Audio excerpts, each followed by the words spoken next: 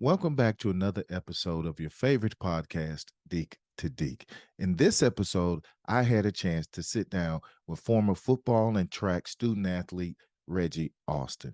Reggie and I talked about his career at Wake Forest with both football and track, also Reggie's career in the NFL, plus much, much more. Take a listen. Don't forget to subscribe. And as always, go Deacs.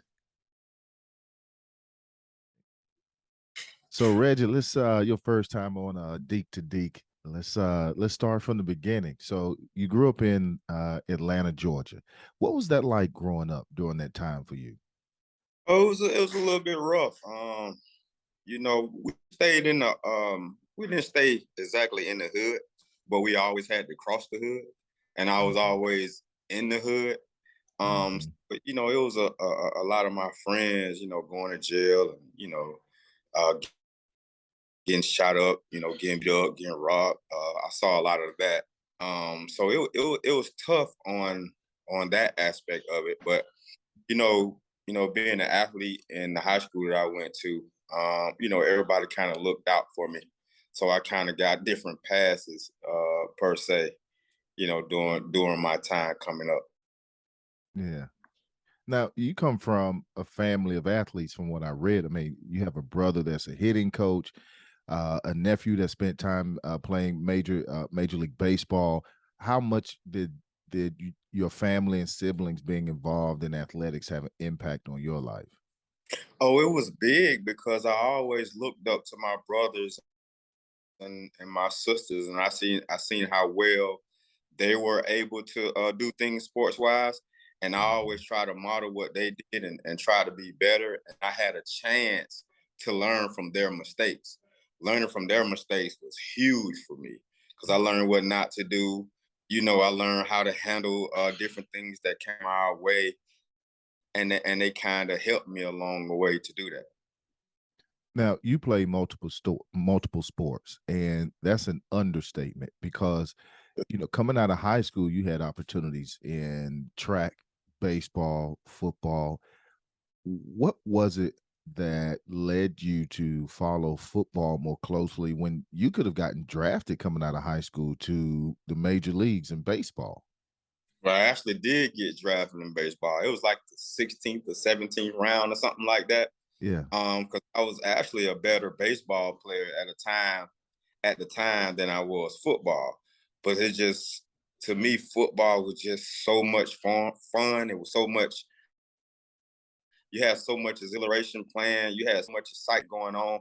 It was the crowd. Playing with your peers or whatever. Football was just more fun, and it gave me more of an. It was more of a challenge to me than baseball. I was good at baseball, and it just came easy. So it Hmm. had got to the point where it was bored. I was Yeah. bored with playing baseball, and football was just that excitement that I needed at the time. Now, as a Yeah, kid, I was saying I did play multiple sports. I played football, played basketball, ran track, and played baseball. I used to play baseball and run track in the same season. wow. Now, how did that help you playing multiple sports? How did that help you develop as an athlete? Well, like it helps your athleticism. Hmm. You know, I was known at Wake Forest as a hell of an athlete, and I know for a fact it was because of the many sports that I played. When you play different sports, it gives you a chance to work more muscles, gives you a chance to work more angles in your body that will help you in that sport that you actually pick to play. Like I always tell people, playing multiple sports is good, is great for you because if anything, it helps with your to develop your athleticism. Now, as this multi-sport athlete coming out of high school, Georgia's always been a hotbed of talent in multiple sports. What was it that separated Wake Forest from other universities, and also what separated Wake Forest in terms of your opportunity once you got drafted in Major League Baseball?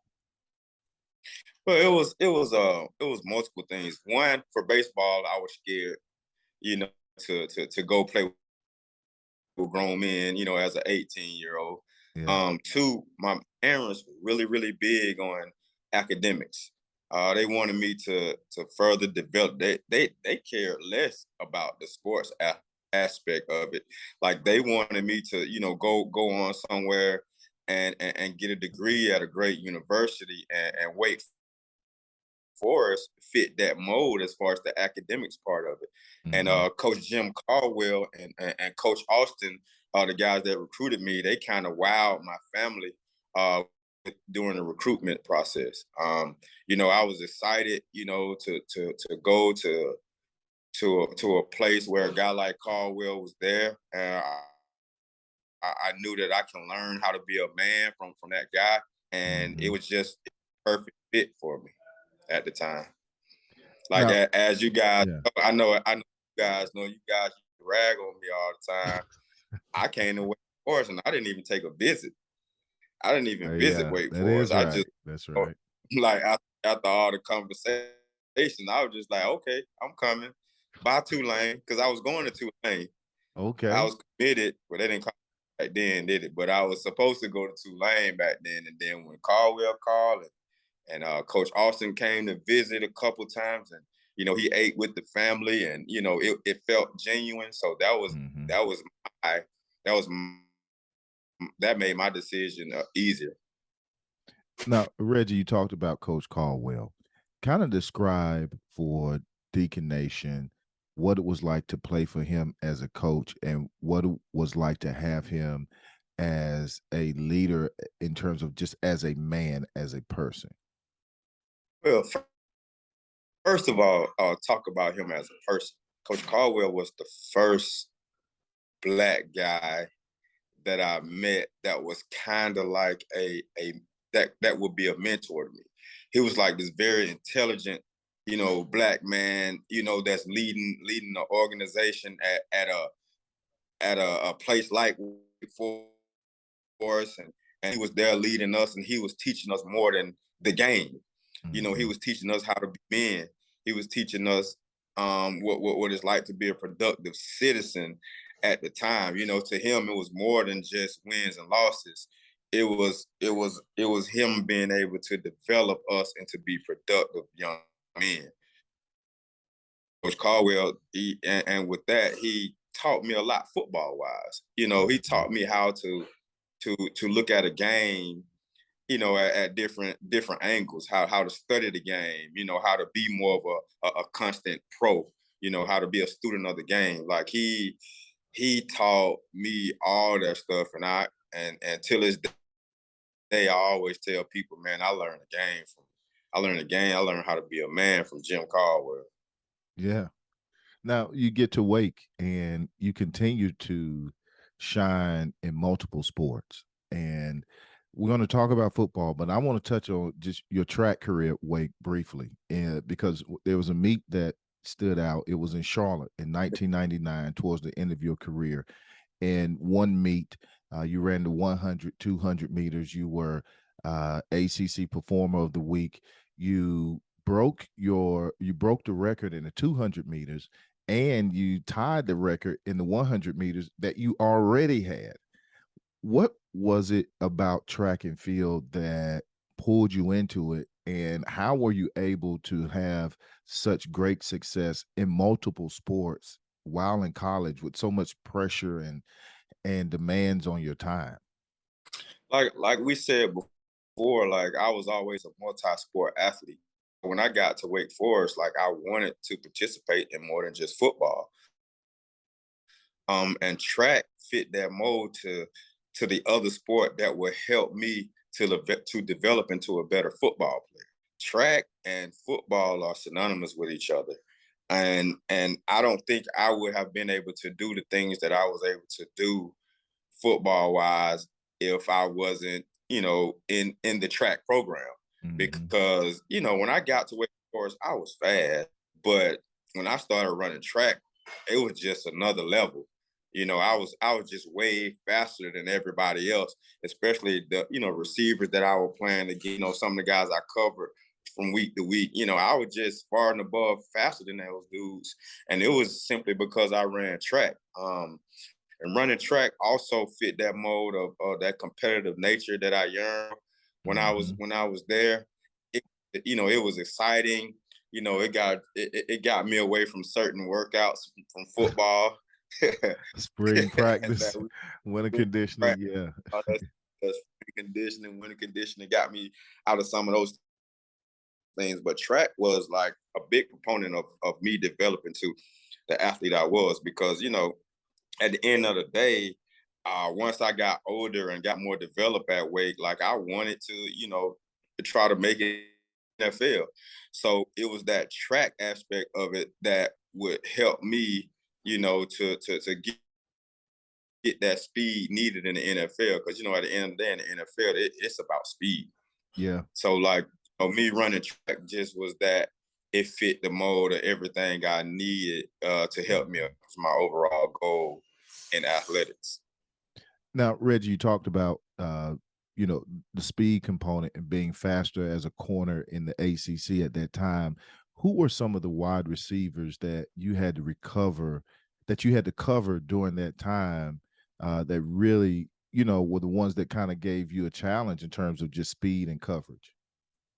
Torrey Hope, Rod Gardner, um, the guy from Duke. He's the coach at East Carolina now. Scotty Montgomery. Oh yeah. The whole Florida State crew,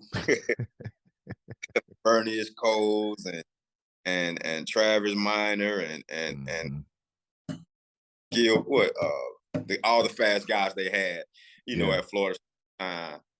Those are the people. Like I still, I post stuff on my social media now, and people's covering Torrey Hope, having success against Torrey Hope, having success against Peter Ward, having success against Rod Gardner. These were like top first round picks, like between 5 and 8 picks in the NFL draft. And you see me in college handling those guys for the most part.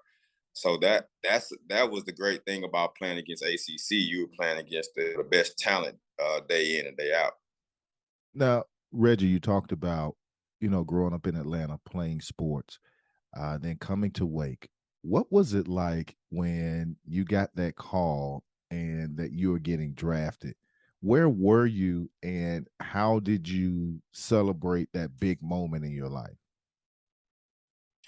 Man, I'll tell you, like I was ducked off in my mom's bedroom, hiding from everybody. I gotta tell you the story about the whole draft. I was like, they didn't know where I would go in the draft. They told me like you can go anywhere between the second round and the fifth round. Like we don't know. It just depends on how the draft go. So I used to tell my mom, like, Mom, I don't want to have a draft party because, I don't know where I'm going. Like, it'll be embarrassing if I don't get picked. I was worried about that. And she was like, oh, okay, well, we won't have a party. We'll just have some family members over. Man, I come to the house on the first day of draft. It's like 100 people at my mom's house. It's like 100 people there. I'm like, I thought we weren't going to do no party. And she was like, I'm sorry, baby. It's just, I called a couple people and they called 8 people and they called 8 people. And this is what we got. So we just going to have to deal with it. So like everybody else was downstairs, in the family room, living room, down in the basement, enjoying themselves. And I was just hiding from everybody up in my mom's room because I was just, nervous and scared and really more nervous about not getting picked. Mm-hmm. And then, of course, I was chilling during the first round. I knew I wasn't going to the first round. Second round come around, I started getting interested. Phones start ringing, and I remember the Dallas Cowboys calling me, telling me, say, hey, you may be available for us in the second round. We'll pick you in the second round if you're available to us. So get to the Dallas Cowboys picks, and of course, they didn't pick me. They picked another corner. So that was like a shot to the heart for me. So I was like really like pissed off at the time, like, just wondering, where things went wrong. Third round came along. It was that night, and I still hadn't gotten picked. So I was kind of, feeling bad then. But I had my family there, with their support, pretty much telling me whatever happens, they're proud of me, and this, that, and the third. And that next day, all the teams were calling me excited. Like, we're excited that you are, available in the fourth round. We'll definitely get you. So, I got picked, early on in the fourth round. And then it was like all the heartache that was like the time I didn't get in the second and third, all that went away. And it was just, emotional that I can't even explain. Like, Mm-hmm. just hearing getting called, and they're showing your highlights, on ESPN, and the guys saying that we were surprised that Wake Forest's Reggie Austin fell to the fourth round because we thought he was a second round guy.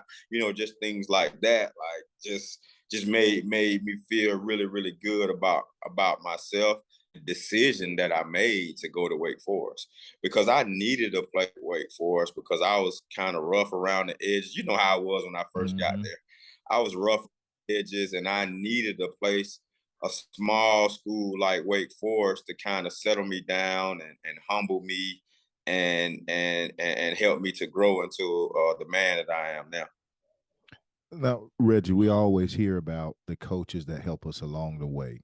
And who are some of the people that weren't coaching staff that helped you along the way while at Wake Forest? Oh man, where do I start?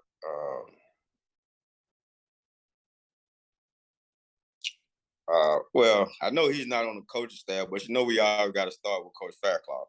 Yeah, yeah. Everything about Coach Fairclough. Coach Yeah. Fairclough first, you know, because the high school I went to, it was 100% black. We didn't see Mm-hmm. people. I didn't see white people really until I got to Wake Forest. And Uh-huh. Coach Fairclough, that first white guy that I met that was like genuine, and seemed like that he would really, take care of me. And he was that guy for the 4 years that I was there. Then you have your people like Miss Hopkins and her husband, Bill Hopkins, Dr. Hopkins.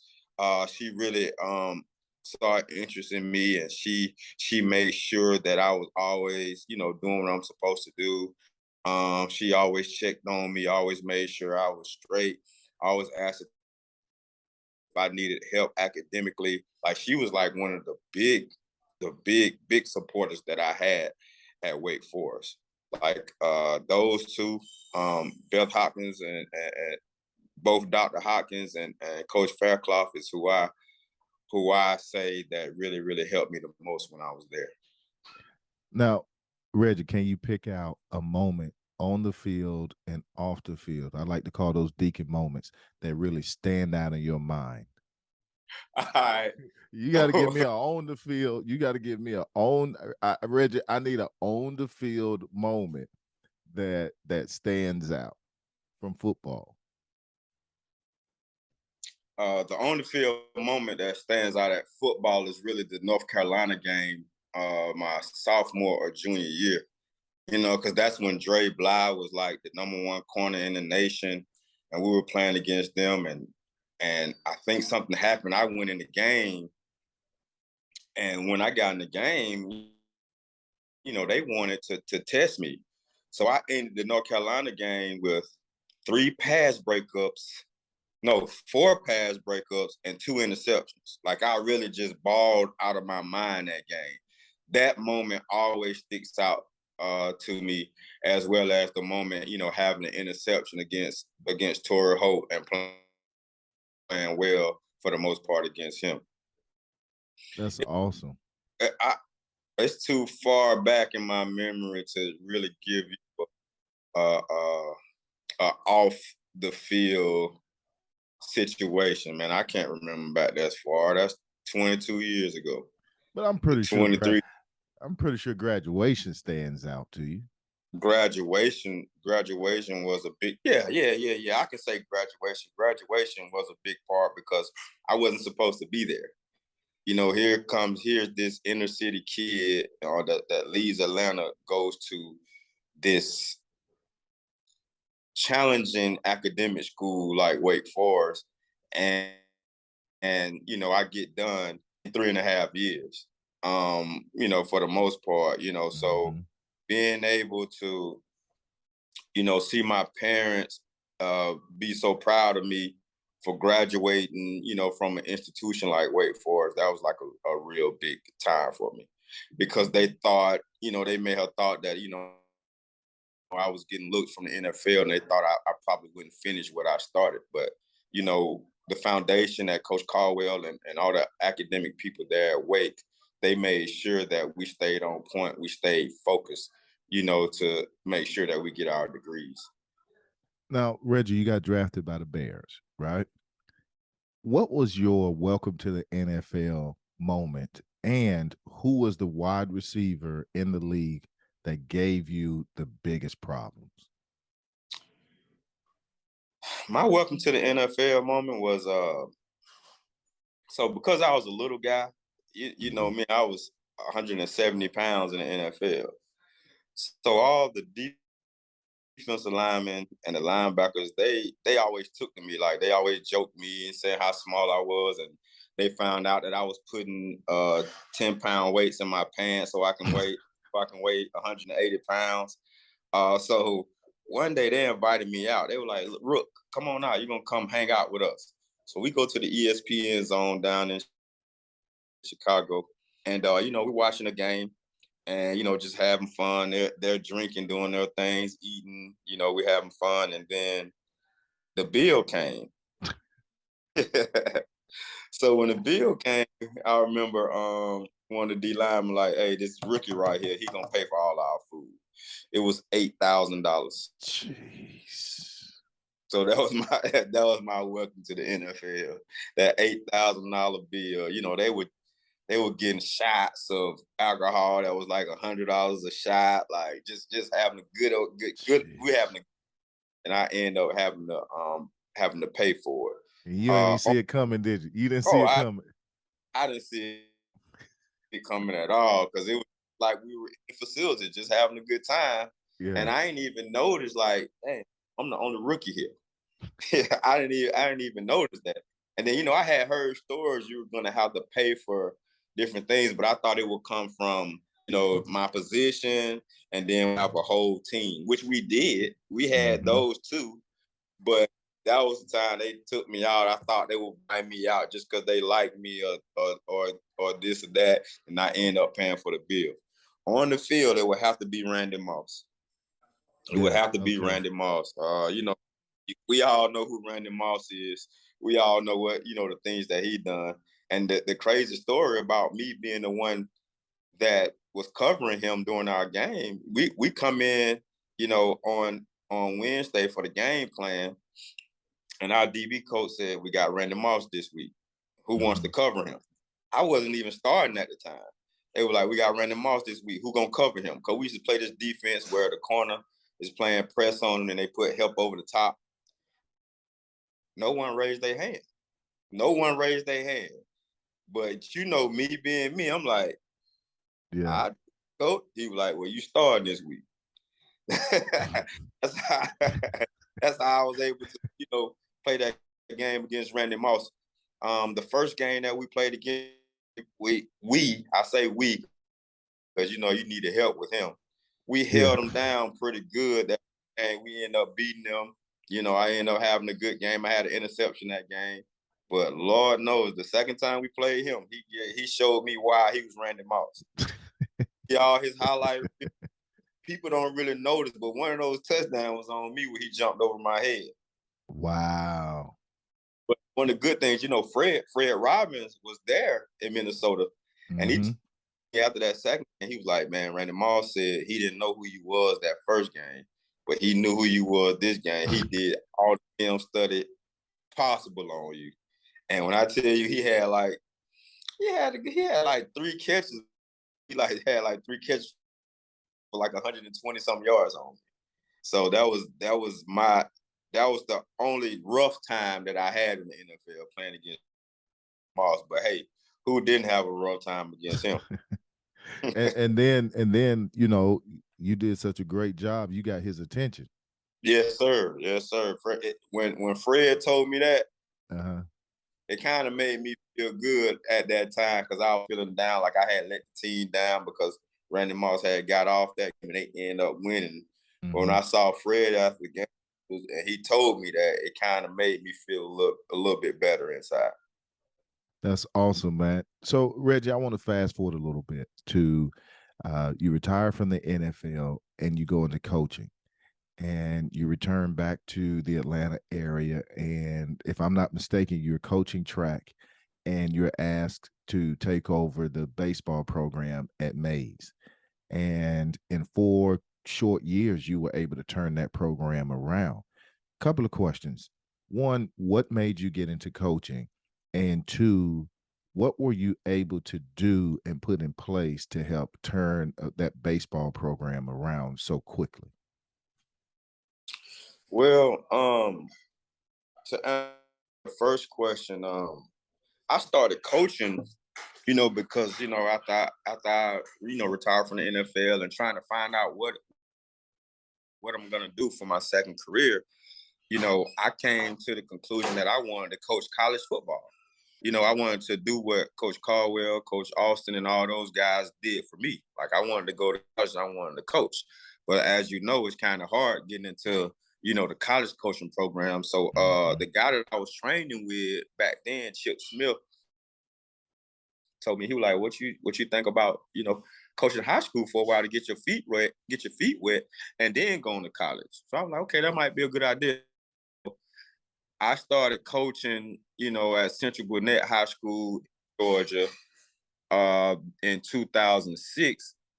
Thinking that I coach high school a couple of years, and then I'll get me a college gig somewhere. It just turned out I've been coaching football 16 years later. So that's how I got into and I always loved baseball. Baseball is always my first love, and that's never gonna end just because I made it to the NFL and played college ball.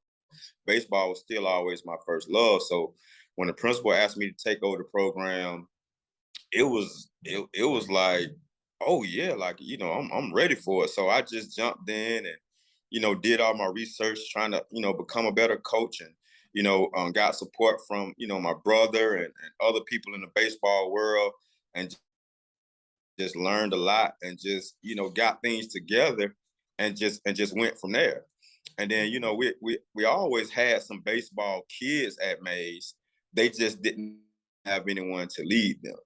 So Mm-hmm. you have a young guy taking over the baseball program, who's excited about coaching baseball and excited about the fundamentals of baseball, putting those fundamentals in, Mm-hmm. and transfer here, transfer there, because they feel like they have a good coach in place, and that just put things together, for us to have a great year that third year. Because when I started, I had a bunch of baseball kids that were ninth graders. So I started those ninth graders, and we played always up to their junior year. We had a pretty good year, and then their senior year we had a great year. So that's how that came about. And then after those guys, it was a lot of kids that were into baseball that would come to Mays to play baseball because they saw what we were able to accomplish that year. So That's yeah. so I coached 2 kids playing baseball that's in the major leagues right now. One Wow. just got drafted here, number 4 overall. And then I had a guy, Xavier Curry, who just made his debut pitching for the Cleveland Guardians about 3 weeks ago. Now, Reggie, So you talk. that's a big. Well, Well, I want to talk about something even bigger. You're talking about the kids that you coach. Let's talk about your own kid. Now, your son recently was faced with a very similar decision that you had to deal with in terms of picking Major League Baseball or going to college. Without going into too much detail into his decision, ultimately, kind of share with Deacon Nation, what was that like to be in that position as a parent, as your child was in that very same position that you were in years earlier? so as a parent, you want your kid to make the best decision Yeah. for them. You kind of sometimes have to make decisions for them. So I've always been a proponent of academics school, through my Wake Forest learning and, things that I've learned, being an adult, how important it is to make those friendships and those connections in college. I always, was on board of RJ, actually experiencing, the college life, to become a man. So when he had that decision, and we always thought RJ had first round, second round talent. As he showed, he was a perfect game All-American, made the USA team. He was ranked really, really high, and he performed at all those events that they go throughout the time. But for some reason, they were saying, fifth, sixth round for him. And we was like, you know what? Instead of going fifth and sixth round, you got Vanderbilt fall back on. Vanderbilt is actually a school similar to Wake Forest, with the academics, except their baseball program is one of the top baseball programs in the nation. They're one of the top NCAA programs. They won 3 national championships. They lost 2 others, and they're always in a discussion every year after year of being one of the top baseball programs in the nation, and they develop their baseball players. So we came to the decision that it's best for him to go ahead and experience that college life, get a chance to become a freshman All-American, to make the All-American team in college, to play in Omaha, and then go about it again in 3 years to see what they feel about you, see if you can, get into that first or that second round of those top picks.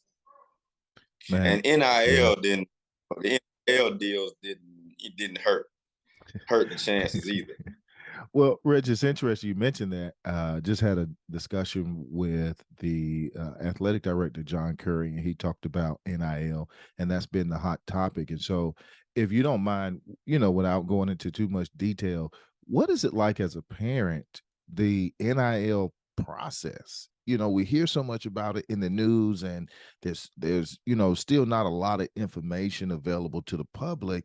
But can you just kind of give an idea to Deacon Nation what the NIL sort of process is, from your perspective as a parent and also a coach?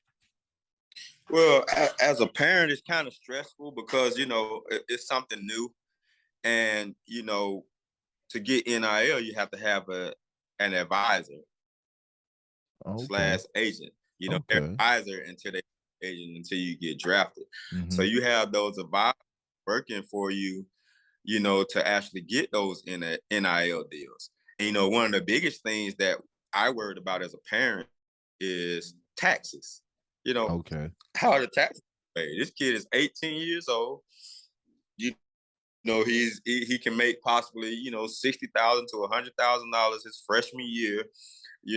What are we going to do tax-wise? Or what are we going to do as far as how much the people that's representing him paying them? Those are the biggest things that I had issues with, like, especially that tax. We all know how taxes work and how that is. What can we put in place to have an 18-year-old kid make sure that he's put money away so that he can pay his taxes at the end of the year? The good thing about it is now he can get out of my pockets. he can, so now you can pay your own way now. Matter of fact, you need to pay my phone bill since I've been paying you for 6 years. Yeah, as a coach, you worry about kids' motivation getting taken away because they're getting paid so much money.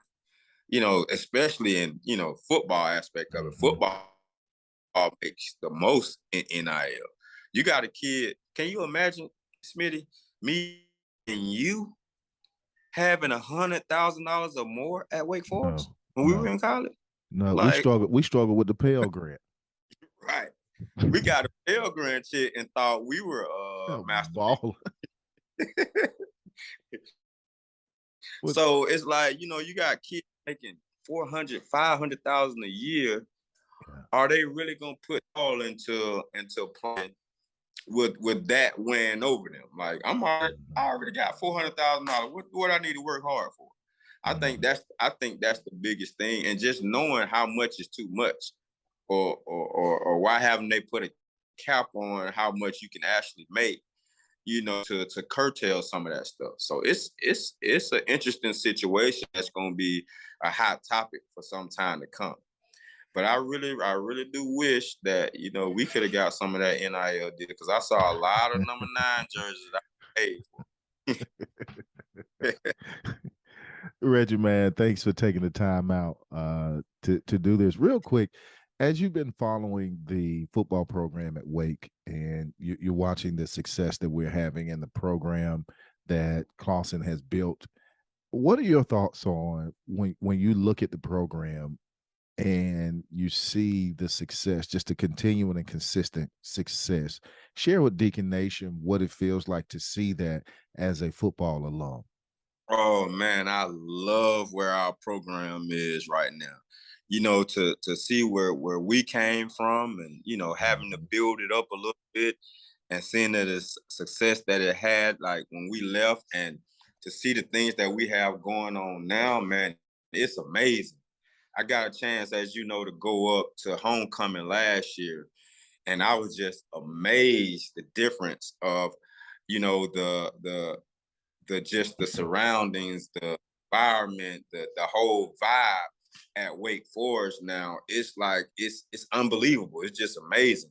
And the job that Coach Clausen is doing, even with just how he communicates with the alumni. I mean, I text him, every now and then, and every single time I text him, he texts back. He takes time to talk to you. Like he will, congratulate you on certain things. Like you can tell that he really loves the Wake program, and he's not there to, as a stepping stone. Like you can tell he really loves Wake Forest program, and he wants to bring a national championship to Wake Forest.